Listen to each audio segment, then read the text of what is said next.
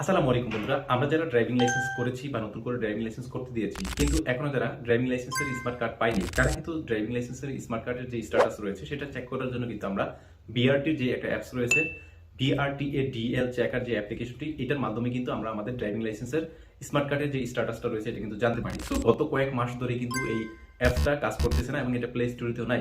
তো এই অ্যাপ্লিকেশনটি কেন কাজ করতেছে না, কি কারণে কাজ করতেছে না এবং এটা কবে ঠিক হবে, কবে কাজ করবে, এই বিষয় নিয়ে আমরা বিআরটির কাছে জানতে চেয়েছি।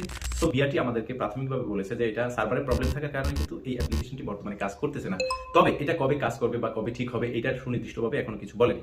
তবে আমরা যারা নতুন ড্রাইভিং লাইসেন্স করতে দিয়েছি বা যারা এখন স্মার্ট কার্ড পাইনি তারা এই অ্যাপস বাদ দিয়ে কিন্তু, যেহেতু এই অ্যাপসটা কাজ করতেছে না, এই অ্যাপসটা বাদ দিয়ে বিকল্প উপায়ে কিন্তু ড্রাইভিং লাইসেন্সের যে স্মার্ট কার্ডটা রয়েছে এটার স্ট্যাটাস কিন্তু জানতে পারবেন। আমরা কিন্তু এসএমএস এর মাধ্যমে বিআরটি থেকে জানতে পারবো যে আমাদের ড্রাইভিং লাইসেন্সের যে স্মার্ট কার্ডটা রয়েছে এই স্মার্ট কার্ডের যে স্ট্যাটাসটা রয়েছে, মানে এটার বর্তমান অবস্থা কি, এটা কবে পাবো বা তৈরি হয়েছে কিনা, এই বিষয়টা কিন্তু আমরা এসএমএস এর মাধ্যমে জানতে পারবো। তো কিভাবে বিআরটি কে মেসেজ করবেন সেই প্রসেসটা আমি আপনাকে দেখিয়ে দিচ্ছি।